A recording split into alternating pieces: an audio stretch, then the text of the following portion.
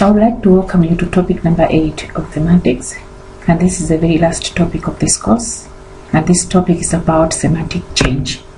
So the focus in this topic is going to be on how linguistic expressions may change their meaning over time. In particular, we will see some examples of how words change their meaning. So in other words, this topic is concerned with lexical semantic change. Now that we are talking about change, you may also want to start thinking about the changes that have happened to your own languages, the changes that have happened to your own mother tongue. Okay. For instance, do you still use the words that you were initially using when you were very young? Have you noted any changes that you can use as examples as we are, discussing very specific types of changes that occur? Semantic change has traditionally been looked at from a variety of angles. So before we discuss the various classifications of meaning change corresponding to these angles, it is important to realize two things. Okay, the first thing is that the traditional classifications cannot be applied to all changes. And because we are saying that the traditional classifications cannot be applied to all changes, it is possible to see a word that has gone through several changes. So one or two, or even two or more classifications may apply to one particular word. That is also possible. The classifications are not mutually exclusive. Sometimes we can apply two or even more labels to a single change. Okay, so this is what I was also talking about, depending on which aspect of the change we choose to use as the basis of our classification. Okay, so what are these traditional classifications? The first traditional typology of semantic changes is the division into changes whose result is a more positive meaning. So this is whereby we see a word changing and then the word itself derives a meaning that is more positive. So this is what is referred to as mediation or amelioration or even elevation. So in other words, mediation refers to shifts in the sense of the word in the direction towards a more positive value in the minds of the users. So what may happen is that the word initially may have had some negative meanings, or the users may have had some negative values related to the words themselves, but then eventually or after some time the words gain some positive values in the minds of the users. So we have some examples here. The first example is pretty. Okay, initially in Old English, the meaning of the word in Old English was crafty, sly. So these are negative meanings. But now pretty is considered as something that is positive. When you say your dress is pretty or you look pretty, okay, it is more positive as opposed to crafty and sly. Okay, another example is night. Okay, initially in Old English, the word meant ball or servant. So think about servant. Servant is more negative. Okay, but now knight means mounted warrior saving a king. Okay, so it is more positive. And then dude. This is a word that is common nowadays. It's becoming more popular, nowadays, meaning a guy or a person. Okay. But in 1883, it was a word of ridicule. It was a word of ridicule for a man who affects an exaggerated fastidiousness in dress, speech, and deportment. Okay, it also meant a dandy. But now the word is being used to refer to a guy, which is more positive. Another form of semantic change, still being classified as traditional classification, is what is known as pejoration or degeneration. So this is just the opposite of amelioration.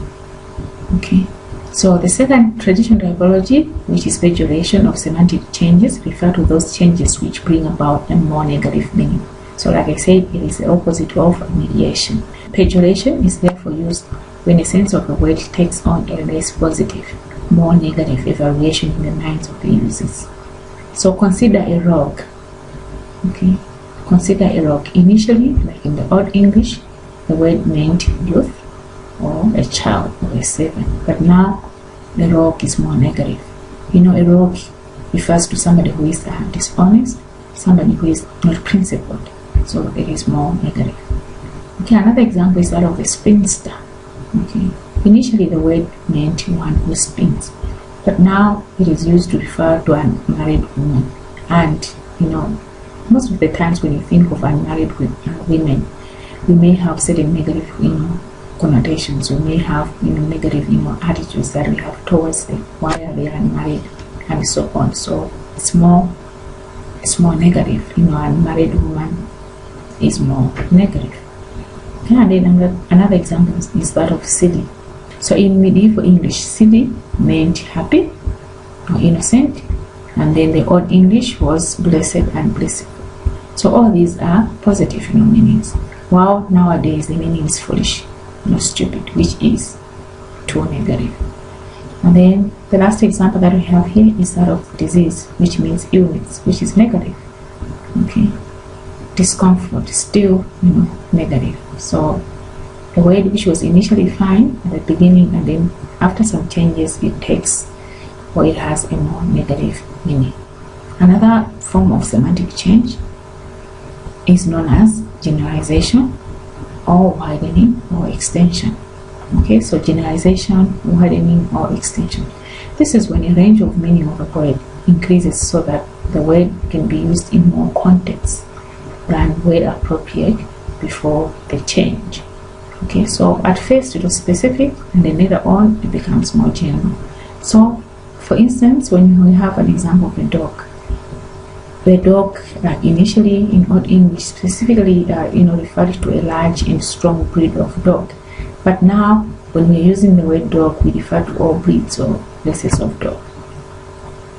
Okay, and then another example is cupboard. Okay, so initially cupboard meant a table upon which cups or vessels were placed, a piece of furniture to display plates. But now the word itself can mean a closet or a cabin with shelves for keeping cups and dishes. Okay, another type of semantic change is known as specialization or narrowing. Specialization or narrowing is the opposite of generalization or widening or extension, as we saw in the previous slide. So this is the fourth type of classification. So this is when a range of meaning is decreased so that a word can be used appropriately only in fewer contexts than before the change. Okay, the first example that we have here is that of meat. This originally meant food in general. So generalization, food, but now meat has become more specific, referring to when the word meat is used, we normally refer to food or flesh.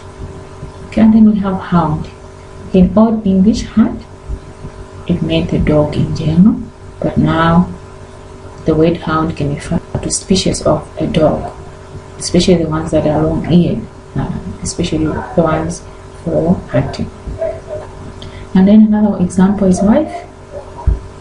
Old English, woman. Okay, so a woman of humble rank or low employment. But now, very specifically, a wife is a married woman or spouse. And then in medieval English, we have this last example here. Okay, a child or young person of either sex. Okay, but now to be very specific, a girl is a female child, a young woman. Okay, another classification which is very familiar is that of a metaphor. Do you recall what we discussed about metaphors in the previous lesson? You should know what metaphors are. So this is the fifth traditional classification of changes, and a metaphor involves a relationship of perceived similarity, whereby you try to compare somebody to something else. Remember the example that we encountered, the example which said the president is a lion. So you're trying to compare the president, or trying to compare the president. You're trying to relate the president to a lion. So it involves a relationship of perceived similarity. Trying to compare the president himself or herself to an animal, and in this case a lion. Okay, an example that we have here is a road. of a plant. Okay, so a root of plant, root of a word, or root in algebra, or even source. Can you see? Root of a plant, but then a root can also mean a source of something. And then stud, referring to a good-looking, sexy man. But stud can also mean a male animal used for breeding. So a stud, a male animal used for breeding, but when you want to use it as a metaphor, a good-looking, sexy man. And then chill, you're relaxing, calm down, especially of slang origin, but originally it means cool. And then we have another classification, which is the sixth one, metonymy. Also a term that is familiar to us by now. We need to know what a metonymy is all about. So a metonymy refers to an inclusion of additional senses which were originally not present, but which are closely associated with the word's original meaning. So it's a kind of an association. So we have two examples here.